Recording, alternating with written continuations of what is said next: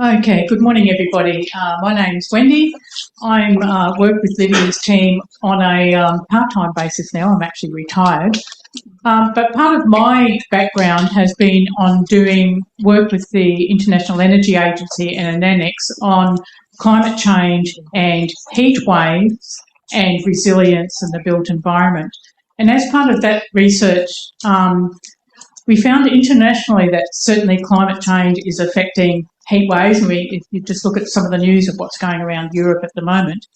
But there are different philosophical and government approaches to heat waves that I think are in common with how we approach fires here in Australia.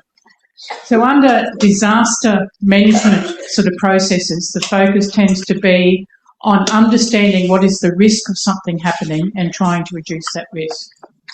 And then there's a hazard management research which tends to focus not so much on the risk but on what is the vulnerability of a population and how can we improve the resilience of that population to happen.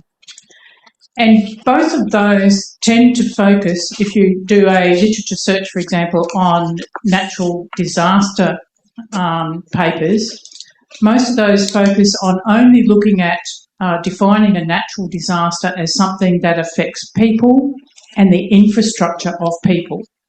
So if an earthquake happens and it's not in an urban area, it's not called a natural disaster. It's only called disaster based on how many people are killed or injured or made homeless and what's lost. So today I want to focus our panellists on what are some of the key things, not so much from a scientific perspective, but from an implementation in society of fire risk and management, and particularly focusing on do we need changes in or an understanding of how we use different words and language to define terminology. What sort of boundaries are we looking at? Are we only protecting humans and human infrastructure, or are we protecting broader than that?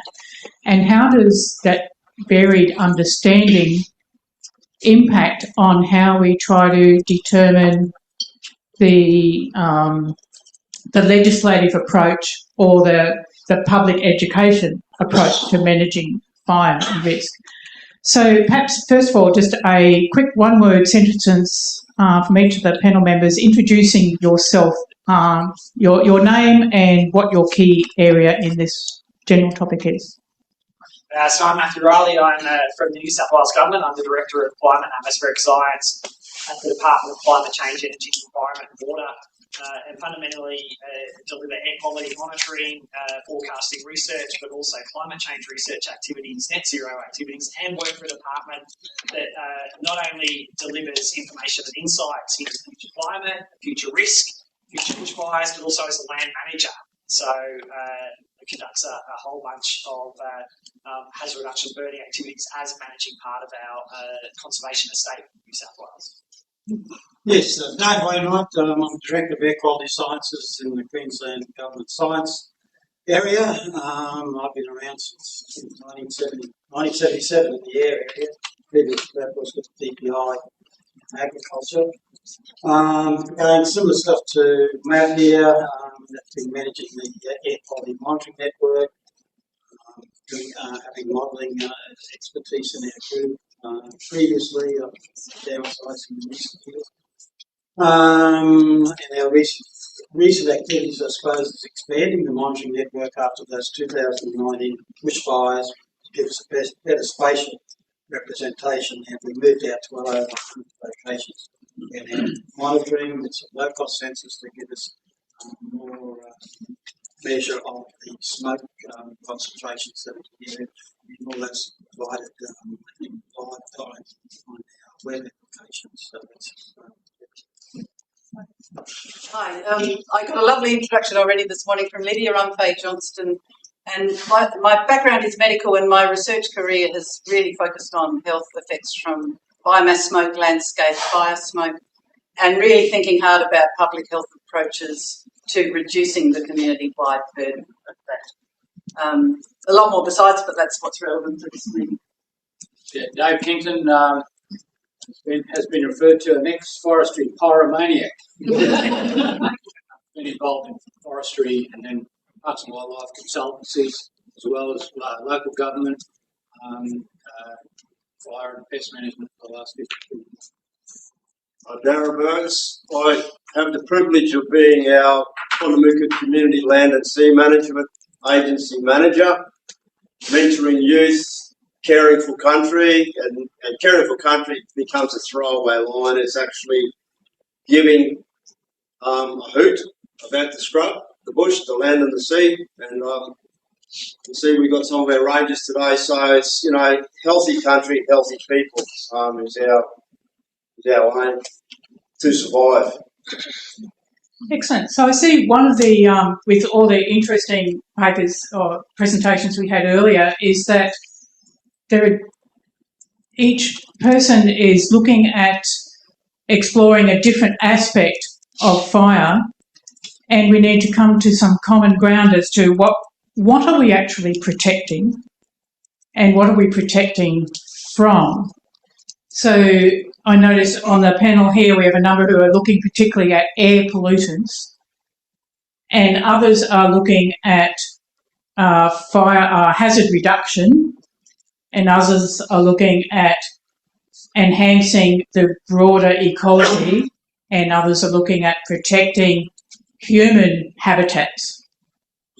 The general question to the whole of the panel, I guess, is what do you see if you had to rank those: air pollution, human health, human infrastructure, ecological health, and cultural health?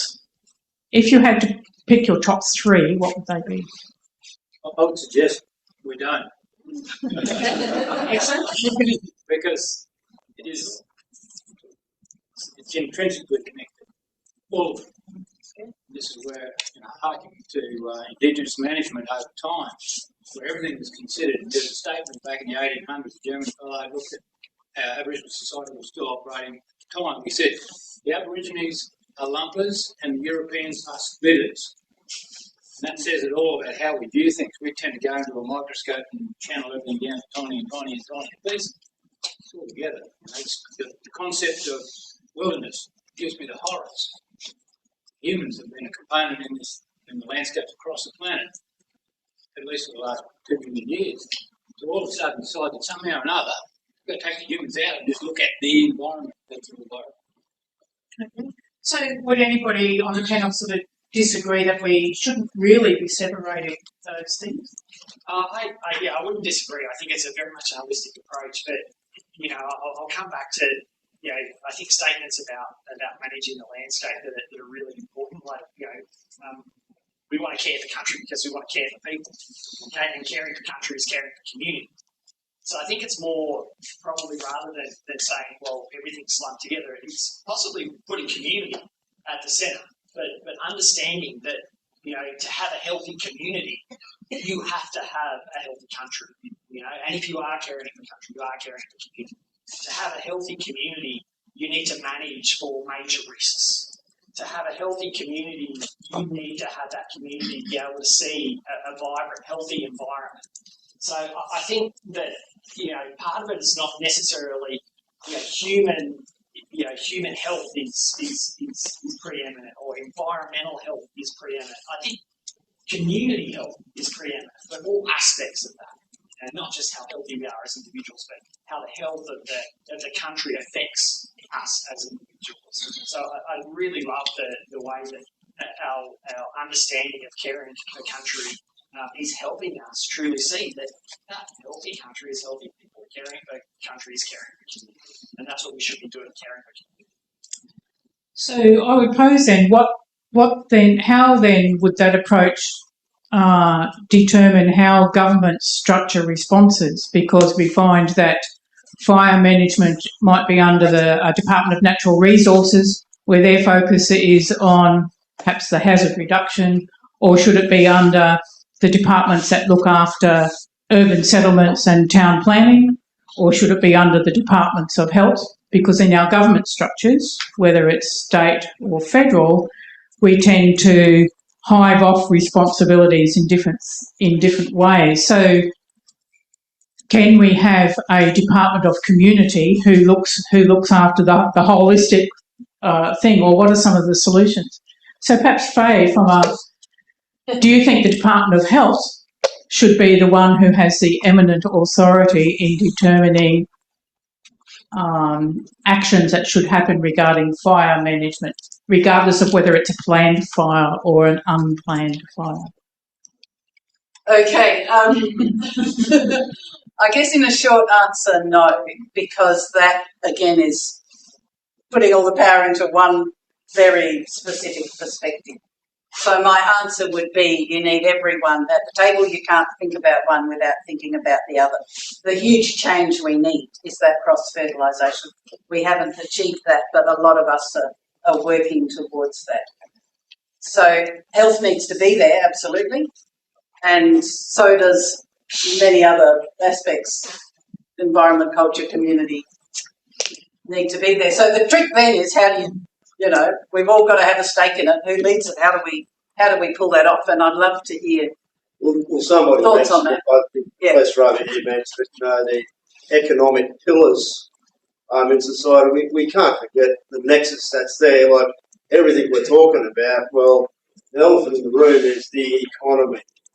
They could go out and concrete everything, and then you don't got to worry about bushfire. But you go out in front of the QUT here, and there's botanic gardens. Well, people need green spaces. So you can plant fire retardant trees or something, and then you've got your cake and eat it. It's not going to burn, and you've got the green space that you need to keep your people happy so they don't go mad. And, living in a concrete jungle. But ultimately, that's the formula there is, okay, people are going to want to have bushland, people are going to want to burn, Aborigines are out there somewhere, oh, geez, we've got all these problems. It becomes that formula of how to keep people happy. We talk about ecological and cultural integrity versus the economy. Everything is versus the economy. Everything comes back to the economy. Which brings in an interesting point that every piece of legislation passed at a state or federal level has to go through a cost-benefit analysis process of determining what is the cost of implementing a change to legislation versus the cost of not doing anything versus the benefits of things. So thinking about the nexus of all of the cultural, environmental, ecological, human health, well-being, urban planning type things, to what extent do we need to change our view of cost-benefit analysis and the process of determining what's important and how much it costs? Anybody want to start off that conversation? One of the things I would say briefly is that once again we find ourselves culturally driven into the camps. We've got to break out of that.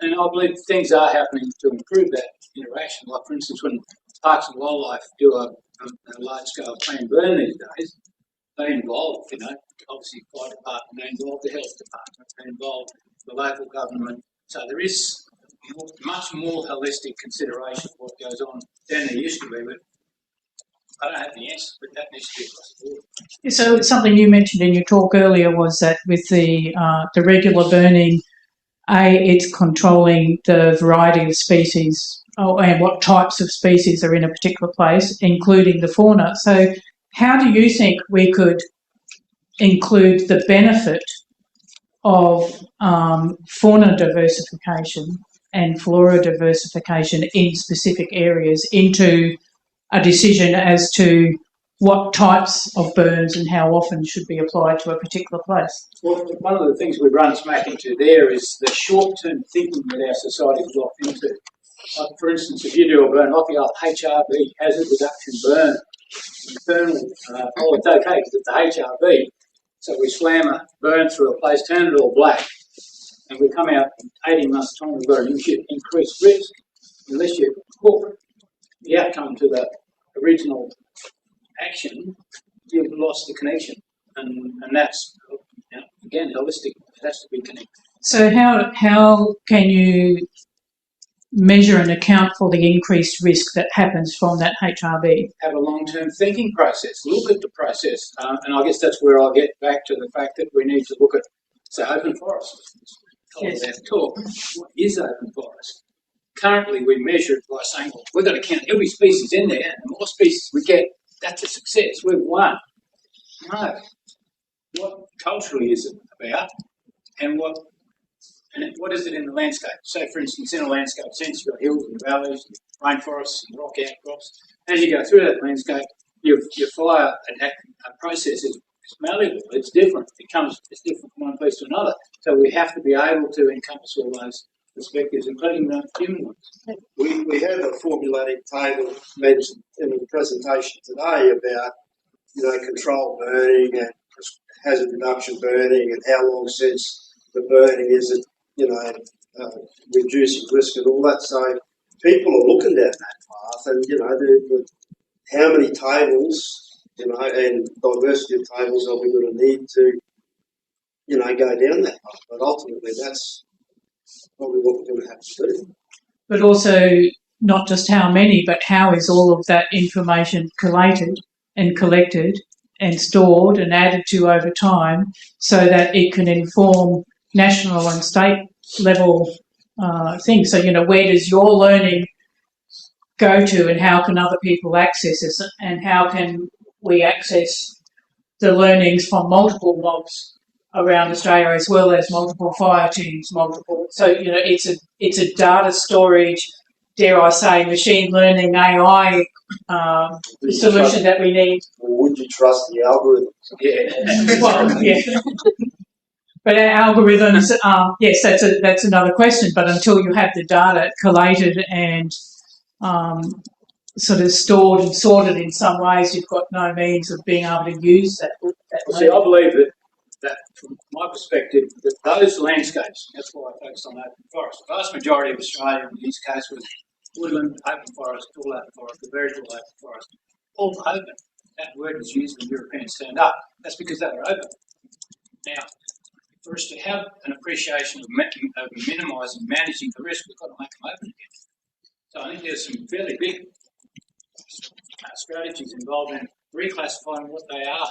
We've reinvented the wheel. We've come along and said, we've watched this open forest state, all open forest, turn into a rainforest understory, because we're not burning it. And then we said, geez, this is a bit different. So we reinvented the term. We said, this is wet sclerophyll forest. And therefore it should look like that. We're actually constantly making up for our shortfalls by reinventing the reality. For it to return to a picture of those communities as they were in 1800 as best we can, is some measure of where we are. And I would perhaps argue that that's true, but there's a lot of population level education required in that. It was eye-opening to me this morning talking about those. My husband and I love bushwalking, and the more dense the forest is we're walking to, the more healthy we think it is.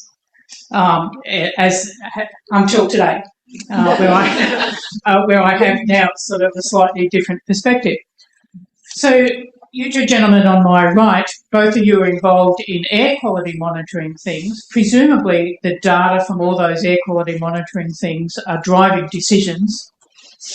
To what extent are they explaining past or predicting near future events? And to what extent are they looking at future events? And is there more other than air quality that you take into account in determining how your states determine burning regimes? It should be. It should be okay. Yeah. I'm just going back in the past when I first started into the air quality business, and forest fires, burning and stuff like that just wasn't on. Industrial stuff, motor vehicles. Brisbane, yes, we had a couple of power stations here that were local. Basically, no controls, short stacks, and nice black sign of progress. What was in the 70s. And then as all that was cleaned up, then the major pollutant impact in southeast Queensland and Brisbane was basically smoke from fires, wildfires, controlled burning stuff. I come from central Queensland initially. The culture for the pastoralists in central Queensland was after the spring rains, everyone burned, get the green pig for the cattle. And while there was a mandatory requirement to have a permit to burn, the culture was few people start burning, put a lot of smoke in the air, and hey, Joe Block down the road's burning his pasture, I'll get mine burn. I don't need a permit, they won't know because there's so much smoke in the air, which is definitely the wrong way to go. Now in the permits, we basically say if there's already a high level of smoke in the air and you've got a permit, condition is you don't burn, and that has made a big difference. And as far as the data sets, that tends to show you the data sets. Early in our data sets, in spring type things, we had high levels of smoke in Brisbane, not from the industrial stuff, just from that smoke coming down from central Queensland, from the pastoral burns. It's also from some of our parks of wildlife burns too. And the other concept, we did have a lot of, we had the state forest, but you also had a large amount of commercial forest. And I think there was one big burn they did up the north coast, and it was a massive area they burned. Coming out of that, and all the smoke, where did it go? Up in the air, come back to Brisbane. Smoked out. We've had about 2 or 3 days because of still conditions. People are getting very exposed to very high levels of politics. And that's all in the data sets. And if anyone wants to look at those data sets, they're available on their open data. And I guess I'd like to respond to that in saying that, yes, massive areas, like 2 weeks ago, Quandamooka burned 2,500 hectares. We didn't see it in Brisbane. And that's because with big burns like that, I think there is a necessity, because we've got a big population, is to consider the wind direction and send it to New Zealand. That's realistically part of that picture. So those mechanisms are up to end, and then making you don't burn. If there's already smoke there, you don't burn. If you've got the wrong wind, ideally strong winds to blow it away. Having said that, of course, then we start putting one arm behind the burner's back. And further down that track we go, we actually look around and we've done nothing. So we really have to be careful about how we moderate that, because we can make ourselves feel happy. So, there's no smoke in the air. Come September, October, oh dear, we've got major wildfire issues because we didn't burn the country. So I think we'll discuss the issue of scale and stuff in a moment. I was going to add, I've seen quite a significant shift in people considering bushfire risk and the impacts of bushfire and smoke. A significant shift over the past 15 or more years. In New South Wales, we had a couple of key events in May 2015 and again in May 2017. We had 2 instances where large-scale hazard reduction burns were being undertaken around the Sydney Basin. One coincided with Mother's Day, where there were significant impacts in the basin on Mother's Day. And one thing that you quickly learn, politicians are very aware that whenever you piss off mums on Mother's Day, that is a bad political thing. And then a couple of years after that, we actually had exactly the same event, but it coincided with the Sydney Half Marathon. And what it was our land management agencies were only considering the reduction in fuel load that was likely to come from a hazard reduction burn, and we're not actually considering in any great way smoke impacts. So what we then did is we put in place some operational protocols where we share information on dispersion modelling for planned hazard reduction burns, and now it is a key consideration, certainly in New South Wales, understanding the potential smoke impacts and being able to manage the timing, the scale, the intensity of the burns in a more holistic manner. What I'll also add to that is that I saw that as sort of a bit of a first step in having fire agencies start to understand how they can better holistically manage the risks that they're tasked with managing.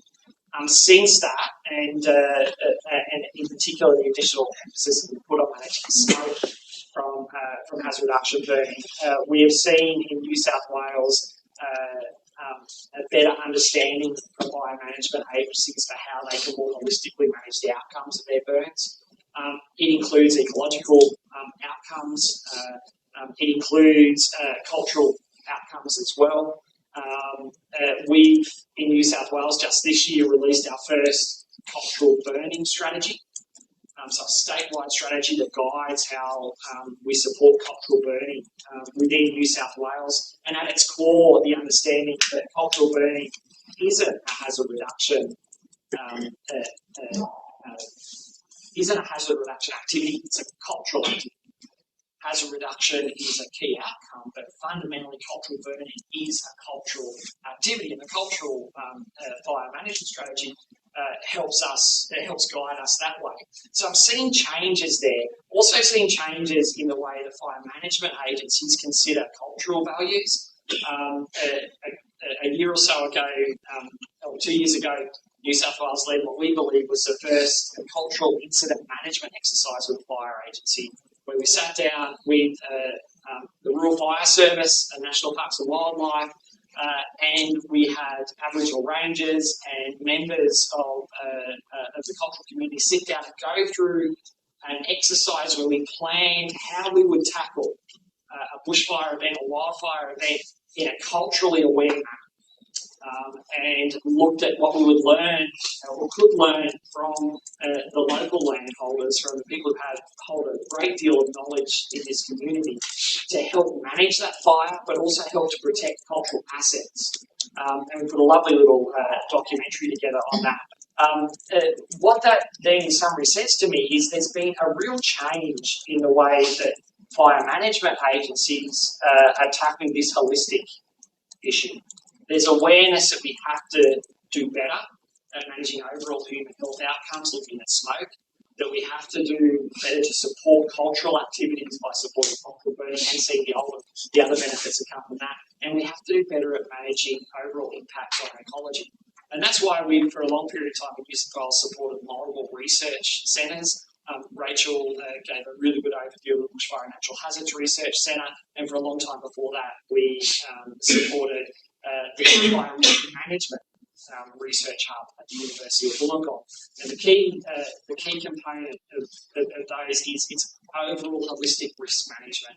And then each of those centres being able to bring their findings into operational environments, and Rachel touched on that in the talk earlier. So I've seen a big shift, but it's not a huge game-changing step. It's incremental progress and incremental improvements, but tend to be going the right way, I think. So I'll put my cynic's hat on. So one of the things you said there was the fire that, the burning that happened on Mother's Day. So you talked about political risk. So is political risk something that's included in a cost-benefit analysis or in decision making?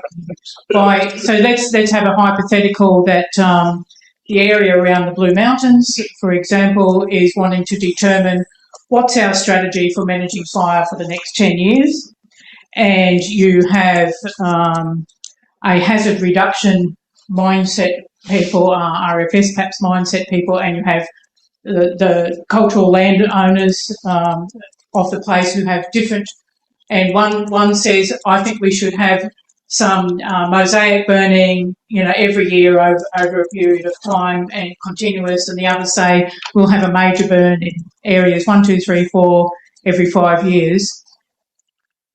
In a decision operational point of view, who wins? Or whose perspective gets weighed as more important than the other? I think in the real world, it basically comes down to who has the strongest voice and who makes the most noise.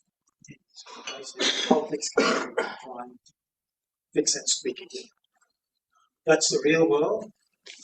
Ideally, you'd like to go through a process that has all the science back, and you need to get that community on side to run with it. And I support what Matt was saying. We went through the same phase, probably late 1990s.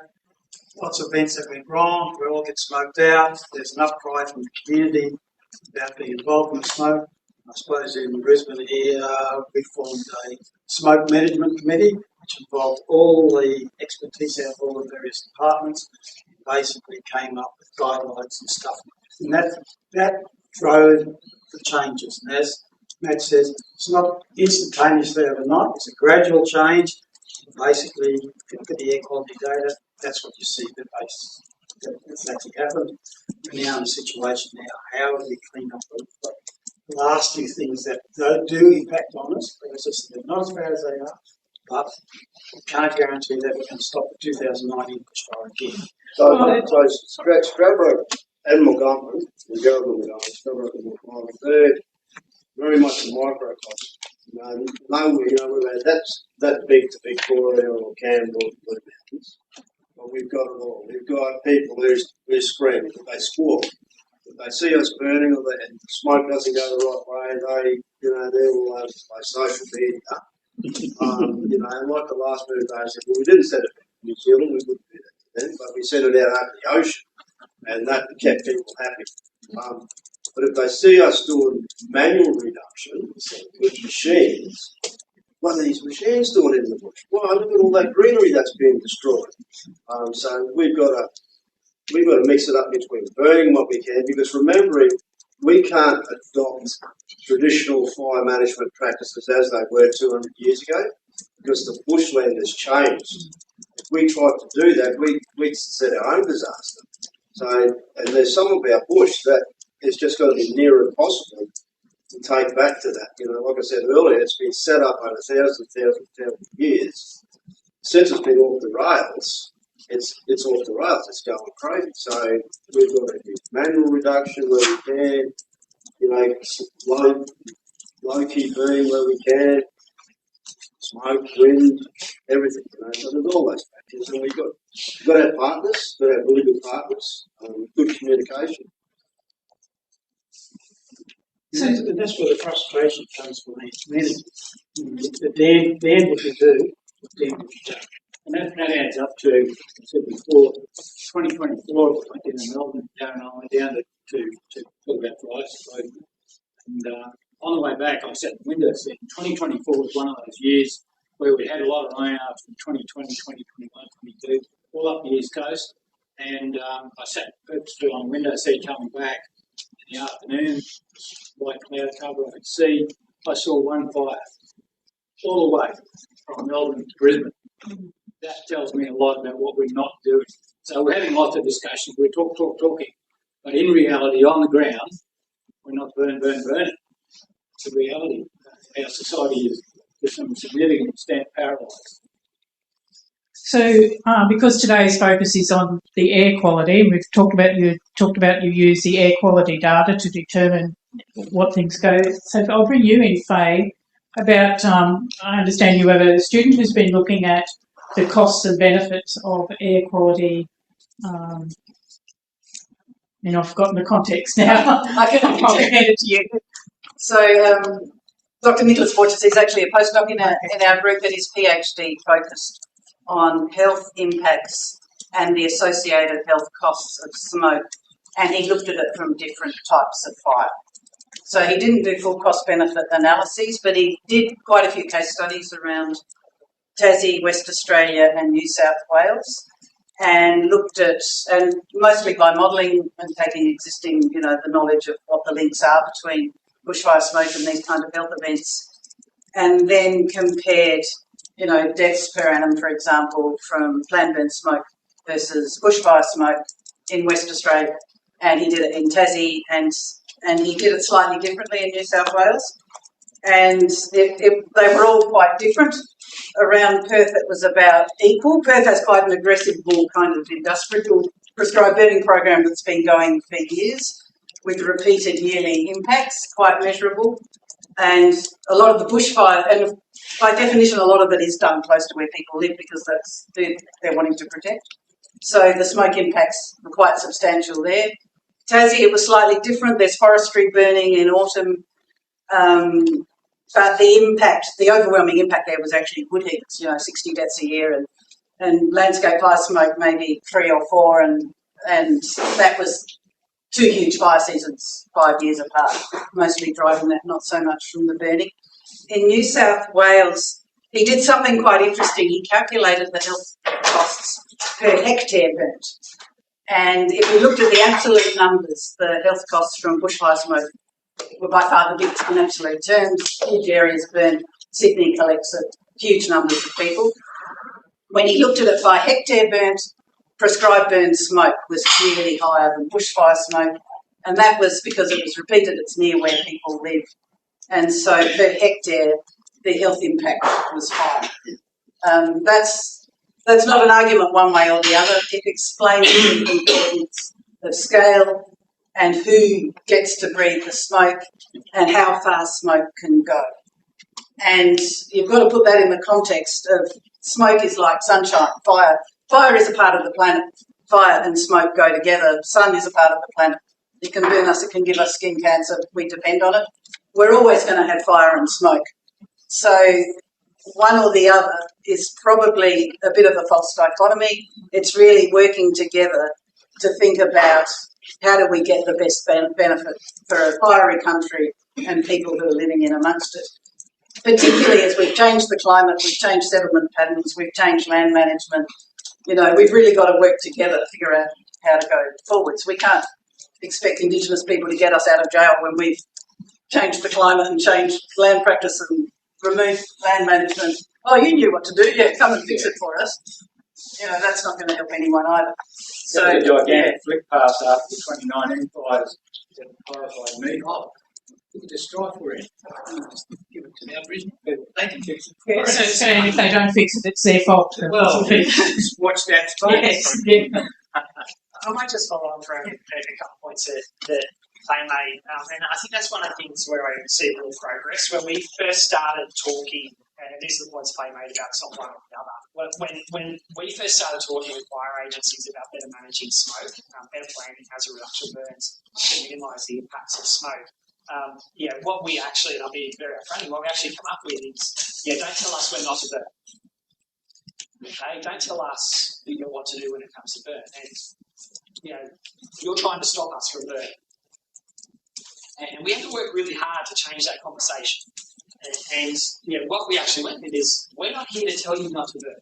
You have your task. You've decided to plan how you're going to do that.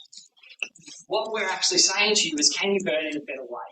Can you adjust how you burn to minimise the impacts? And we really did have quite a strong conversation once where, the fire management agencies were saying, this is the perfect time to burn. And our response was, it's the perfect time to burn for what? Okay, what are you trying to achieve that says this is the perfect time to burn? And if you're trying to achieve risk minimisation, this isn't the perfect time to burn. You might be better off starting the fires earlier. You might be better off focusing on staggering how you start fires. And when we actually said to the fire management agencies, we're not here to tell you not to burn. We're just here to work with you so we can plan to burn better. There was a real change in the approach to the conversation, and now we've got a protocol in place where we share, as I said, we share our smoke modelling. We do independent smoke modelling. My department does independent smoke modelling to the RFS. We have protocols in place, and at the start of any major planned burning, we compare. Okay, and then we have the ability to say, well, look, if we adjust our burn plans, if RSF adjusts their burn plans like this, how will that impact smoke, and can we minimise? And what we actually see now is we see much more consideration of smoke in the timing and planning of burns, and an understanding from the fire managers that it is not us saying don't burn, it is saying rethink how you burn. And I think we've seen some strong progress in that. So if from the focus of today's thing is on the smoke and then on the health impacts of the smoke, perhaps Faye, you can tell us in the work that your colleague has been doing on cost benefit, what health costs are currently included in considering what are the impacts of smoke human populations. You mentioned before it's a settlement option. You know, how many people are in the line of fire, in essence, or the line of smoke. Yeah. But what health impacts are currently accounted for when looking at what's the impact of a smoke event? Yeah, and it's a very pertinent question because what you model is what you've got data for, and what you've got data for is not the complete picture. So what we've got data for is death rates, daily death rates and how they change with smoke, hospital admission rates, ED presentations, and they're the three things that tend to get modelled globally in these kind of studies. What they don't include is lost productivity with someone with asthma, missing school, missing work, all the primary care attendances, all the pharmaceutical dispensations. You know, Canada even use, you know, Ventolin puffers as a marker of air quality in some places where they haven't got monitors, because that gives them a very good indication of local fire impact on the population. But those productivity and economic costs, when you do them, tend to eclipse the health costs. So you get an incomplete picture. One comment I'd make about smoke before I shut up is that burning what I call healthy open forest and woodland is burning mostly, as the photos show, grasses and shrubs, which vary, and the smoke that comes off healthy understory in an open forest, it's far less dense and it's far less problematic than the smoke that you drive out of an elevated fuel structure that you've created by burning it too hot or allowing it to burn too hot. So there's a big variation in the volume of smoke driven off from what is often called these days a cool burn and a wildfire. That needs to be perhaps needs further investigation.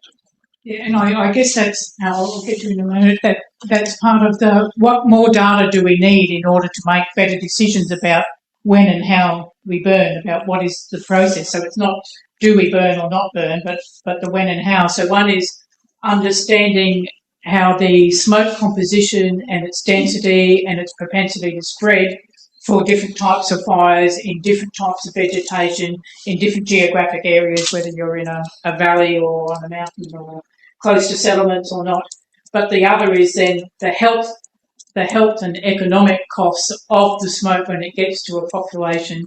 So, you know, do we need, for example, researchers who are looking at getting GPs to report on how many, you know, patients come in the 6 months or something after a burn, you know, reporting respiratory things? Is there an increase in the number of puffers that have been put out? Is there an increase in sick days that have been reported by workplaces, etc.?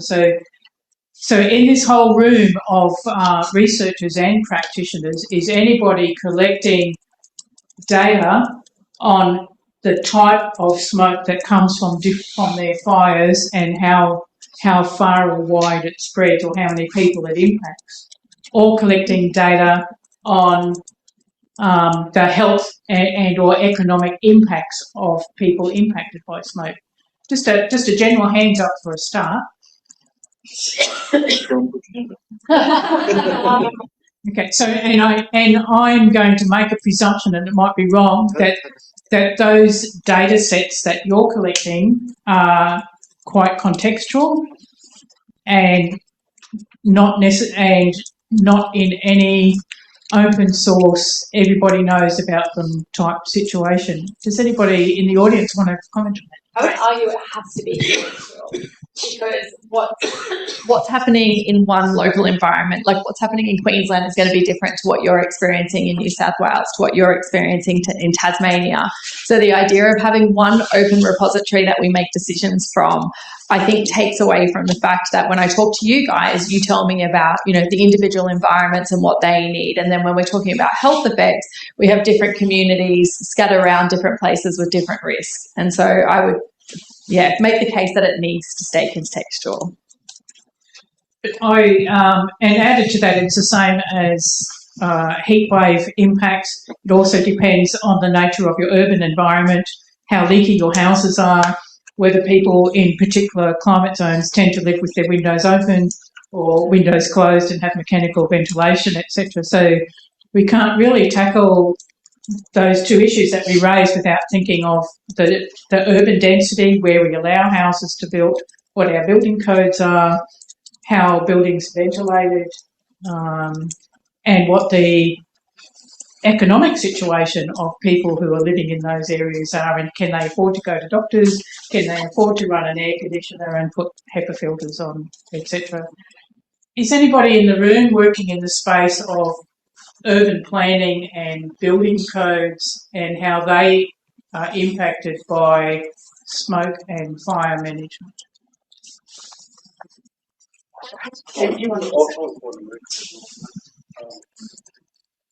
A lot of our urban planning, we're trying to like old people's homes, and new community building in areas of no title land.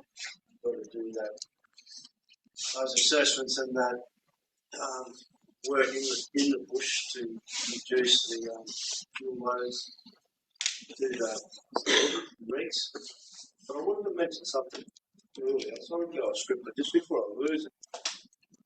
When we look at the bio uptake of cis organic pollutants through our traditional foods, we came across that, you know, when we get these large fires, lots of smoke, when it rains back down, those dioxins and that, they end up back in the environment, they end up in seagrass.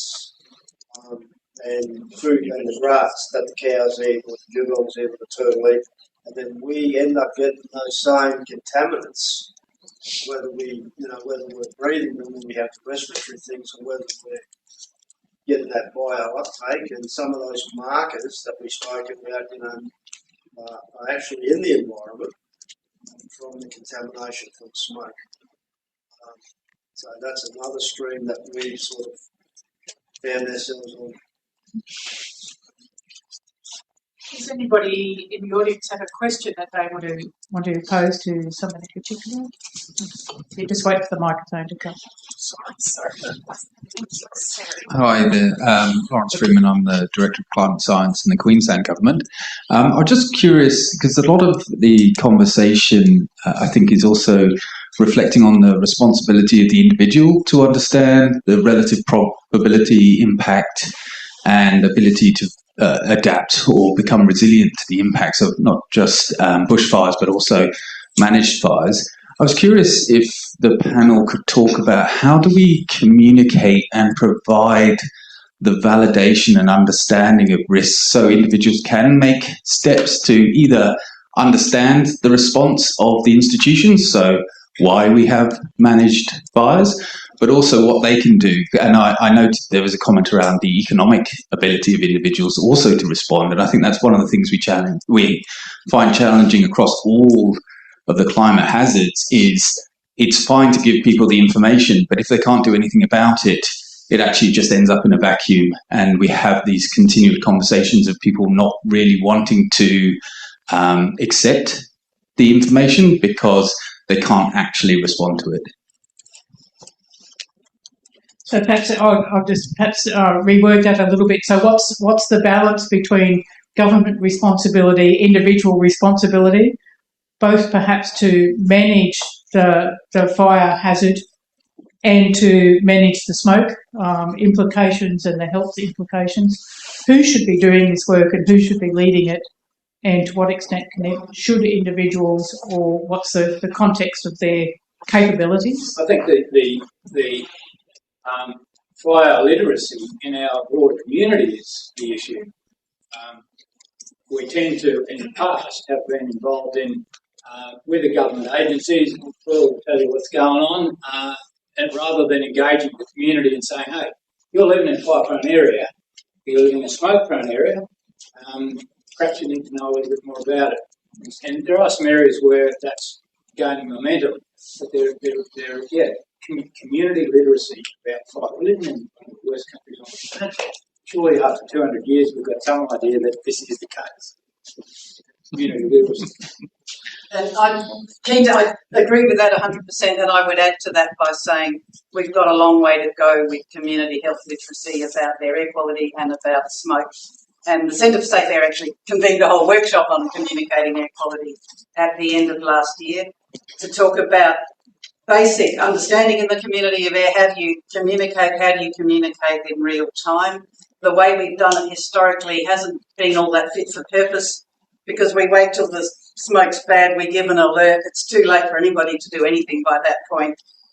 And maybe we're making things worse by causing people at high risk to panic.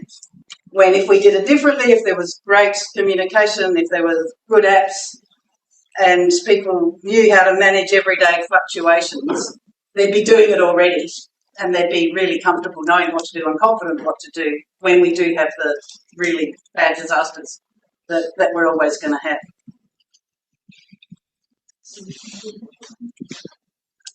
Oh, it's not perfect, and there's a lot more that can be done, but certainly in recent years jurisdictions have basically got together to get a consistent approach on how we present the information on our websites. So all jurisdictions have their air quality data in real time on their websites.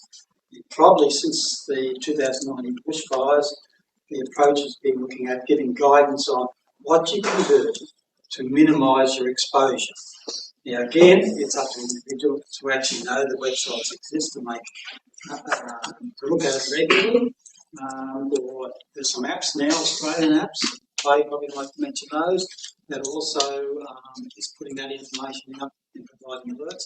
As Matt already set their system, they do push out alerts and push out alerts to the community. But at the end of the day, the community's got to know about them. It's often when we've done some public displays and stuff like that, and the community come over and say, oh, we didn't know this. Been going, well, no, we didn't know something on the website.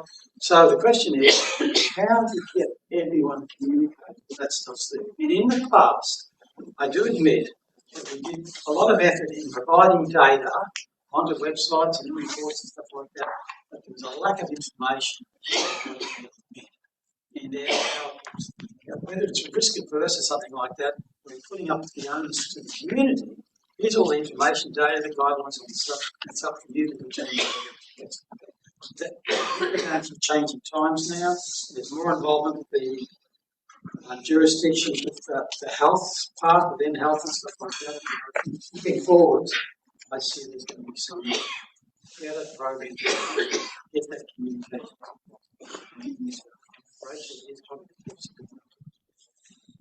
Well, I see one of the barriers to having government information sources can be similar to what we've seen in South East Queensland regarding Bureau of Meteorology forecasts regarding storms and intense rainfall. That the Bureau didn't warn me enough that the supercell that dumped rain was going to fall right on my property. I mean, smoke and rain are much the same. That you can't.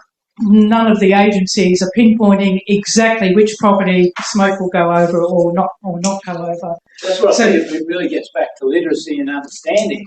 Rather than tell the community what's going to happen, yes, we need to encourage them to learn about their own environment and not always just tell. Yeah. So we have time for one very quick question. Thank you. I think in 2019, Greg Mullins tried to warn the government about the impending disaster that was coming and was kind of brushed aside.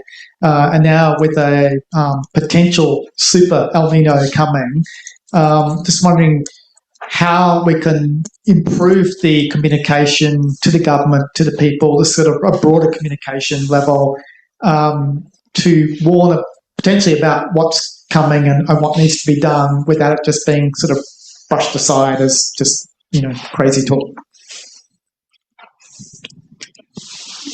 I have an interesting story about 2019. I actually know Greg really well. At one point, late in 2019, we actually held the New South Wales government's annual New South Wales event, where Greg was speaking at that event while fires were going, and he actually apologised at the end because he literally walked out the door, went to his local RFS brigade, he retired from fire and rescue by that stage, went to his local RFS brigade and went to the and went to the fire ground. And Greg and other retired fire managers did do a lot to try and speak to the federal government at that time. Certainly from a state government perspective in New South Wales, we were very open about what was happening. I think part of your question is about that communication, and I'm going to come back to when we're talking about how do we build literacy and how do we communicate with people. There was we're in a communication overload, okay, and I think we need to be quite aware of that and think a little bit more critically about how we effectively communicate. And I wish I knew the answer to that. I wish I knew how we could effectively cut through to all the critical audiences with the critical information at the right time. And if you know how to do that, I would love for you to come and talk to us, because it is a very hard communication space at the moment. Perhaps we need a few fire cultural influence, social media influencers. I nominate one. Maybe get it school curriculums.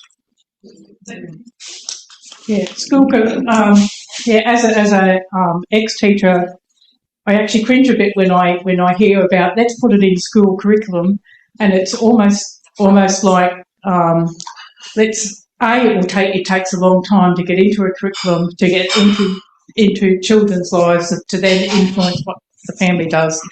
But then it's also a bit of giving up our responsibility to do something right now as well.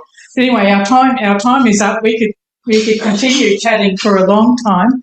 And just before we go to lunch, Lydia has a word to say.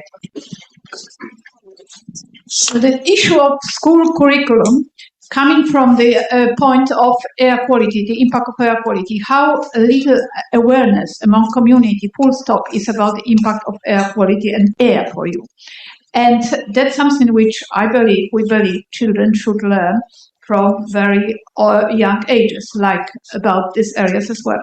And on one occasion, I brought it up with the high-level person in the Federal Department of Education. That person was very supportive when we were talking about air quality, yes. And I said, this should be in the school curriculum. And what was the response? The school curriculum is full. If the school curriculum is full to the point that we cannot bring into the curriculum the most existential aspects of our life, we as community have a problem. Lydia, I think the children's books that Dwan mentioned before would be a nice way of just start to spread the Darren, thoughts. we're going to make children's books. Yeah. More children's books, but perhaps also more social people who are individuals of us who are on social media, approaching social media influencers, because it's also adults. It's adults now who have to make decisions about whether they open their windows, whether they, take their children to hospital for asthma attacks because they've had their open windows, etc. Anyway, we could talk for ages, but it is now actually lunchtime, so I encourage you to continue discussions amongst yourselves. And I'm sorry if we didn't explore all of the topics that you wanted to explore, but we look forward to this afternoon's activities. Thank you.